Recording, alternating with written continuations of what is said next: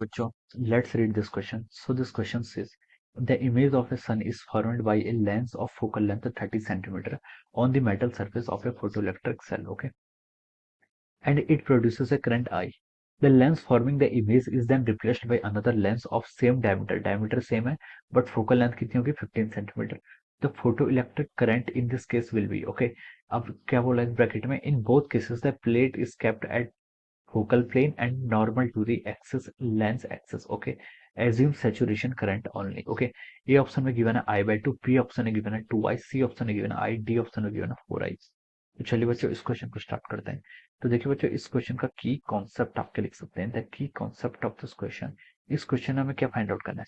इस क्वेश्चन में हमें बताना है कि आपकी जो करंट है, फोटोइलेक्ट्रिक करंट, उस पर क्या इफेक्ट पड़ेगा, ओके? तो देखिए बच्चों, इस क्वेश्चन का की concept of intensity of light लिख लीजिए। क्या लिख लीजिए? Intensity of light. Intensity of light क्यों लिखवा रहे हैं ये देखिए, ये हम समझेंगे। देखिए, इंटेंसिटी ऑफ लाइट का क्या मतलब होता है? इंटेंसिटी को डिफाइन कैसे करते हैं?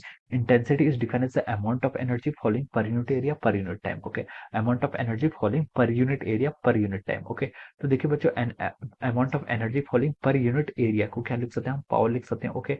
Sorry, amount of energy following per unit time को पावर लिख सकते हैं, डिवाइडेड बाय एरिया। एरिया कितना हो जाएगा आपका? 4 पाई r², okay? So this is the intensity. या फिर हम इसको ऐसे डिफाइन कर सकते हैं, मान लीजिए आपके पास कोई पॉइंट सोर्स है। पॉइंट सोर्स क्या कर रहा है? आपके पावर को क्या करता है? एनर्जी को क्या कर रहा है? रेडिएट कर रहा है। तो ये जो एनर्जी रेडिएट करता है, इसकी जो इंटेंसिटी होती है, मान लीजिए इसकी पावर क्या है? पी है और वेवलेंथ क्या है? लैम्डा। तो इसके कारण जो आपकी क्या होती है? इंटेंसिटी होती है पॉइंट सोर्स के कारण। उसे हम क्या लिख सकते हैं? I is equal to P/4 pi r², okay? From the Poynting vector theorem, okay? ये हम यहाँ से ऐसे लिख सकते हैं, ओके? तो देखिए, जो आपकी इंटेंसिटी है ये आपकी पावर के प्रोपोर्शनल है, ओके? अब देखिए, ये पावर क्या होती है? पावर, देखिए पावर को हम कैसे डिफाइन करते हैं? आपको हम पावर को कैसे डिफाइन कर सकते हैं? तो देखिए बच्चों, पावर को हम डिफाइन कर सकते हैं जो आपकी एनर्जी इन 1 सेकंड होती है। क्या लिख सकते हैं हम? Is equal to P1 × 1, okay? 1 second में अगर हम बात करें तो ये आपकी पावर हो जाती है। एनर्जी क्या होती है? देखिए, एनर्जी एक इलेक्ट्रॉन, सॉरी, एक फोटोन की करस्पॉन्डिंग आपकी एनर्जी Hc/λ होगी। मान लीजिए यहाँ पर टोटल नंबर ऑफ फोटोन्स कितने? Np है, okay? So this will be the power. ये आपका P0 नहीं, P लिख लीजिए, okay? So this will be the power. ये क्या हो जाएगी? आपकी पावर हो जाएगी, ओके? हम इसके यहाँ पर से ऐसे लिख सकते हैं, okay? So this will be the power, okay? अब देखिए बच्चों, इस पी को आप क्या कर लीजिए? यहाँ पर पुट कर लीजिए। तो हम देखिए यहाँ से पहले एनपी लिख लीजिए। एनपी को क्या लिख सकते हैं? देखिए, P lambda divided by H C. हम यहाँ पर से इसको ऐसे लिख सकते हैं, ओके? अब देखिए, मान लीजिए आपका जो मेटल है जिससे आपका इलेक्ट्रॉन्स एमिट हो रहे हैं, इसकी क्वांटम एफिशिएंसी 1 है, तो हम बोल सकते हैं नंबर ऑफ इलेक्ट्रॉन जितने भी एमिट होंगे वो आपके नंबर ऑफ फोटॉन्स के क्या होंगे? इक्वल होंगे। अब यहाँ पर देखिए, आप यहाँ से पावर का एक्सप्रेशन यहाँ पुट कर लीजिए। तब ये हो जाएगा, देखिए आपका एनपी टाइम्स Hc/λ। ये हो जाएगा आपका 4 पाई r² times of our lambda, okay? हम यहाँ से ऐसे लिख सकते हैं, ओके? अब देखिए बच्चों, यहाँ पर हमें क्या फाइंड आउट करना है? ये आपका एनपी हो जाएगा। तो हम बोल सकते हैं जो आपकी क्या इंटेंसिटी है, ये किसके प्रोपोर्शनल? आपके नंबर ऑफ फोटोन्स के प्रोपोर्शनल है।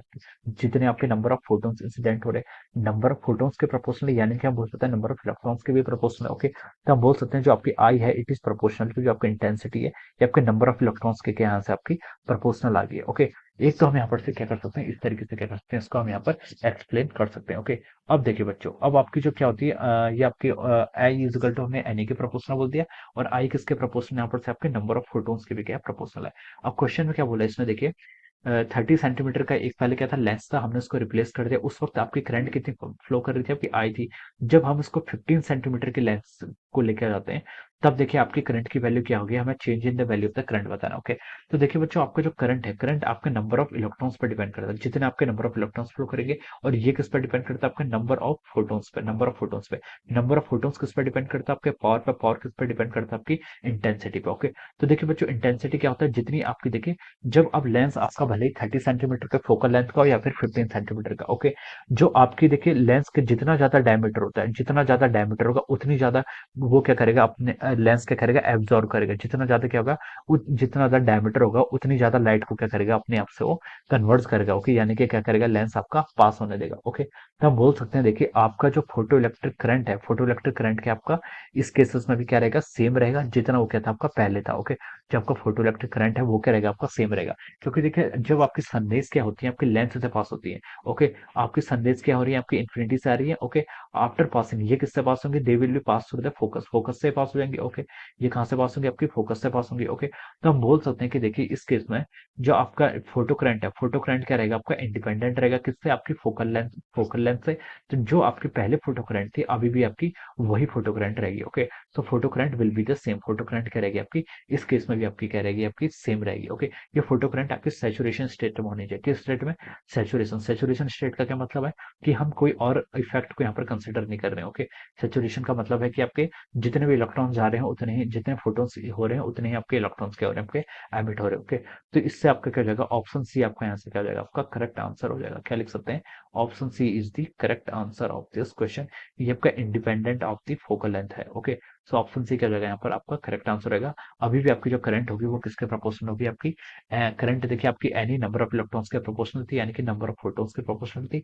और किसके प्रोपोर्शनल थी, पावर के। पावर यानी कि आपकी इंटेंसिटी। ओके, तो देखिए इंटेंसिटी अभी भी उतनी है, इंटेंसिटी अभी भी उतनी है, तो हम बोल सकते हैं आपकी नंबर ऑफ इलेक्ट्रॉन जितने एमिट हो गए उसके प्रोपोर्शनल क्या होगी, आपकी इंटेंसिटी होगी। ओके, तो इंटेंसिटी सेम है तो हम बोल सकते हैं आपकी नंबर ऑफ इलेक्ट्रॉन्स अभी भी सेम रहेंगे, नंबर ऑफ इलेक्ट्रॉन्स अभी भी सेम रहेंगे, तो आपकी करंट भी सेम रहेगी। तो option C will be the correct answer of this question. Okay, so I hope you all understood this concept. All the best and thank you so much.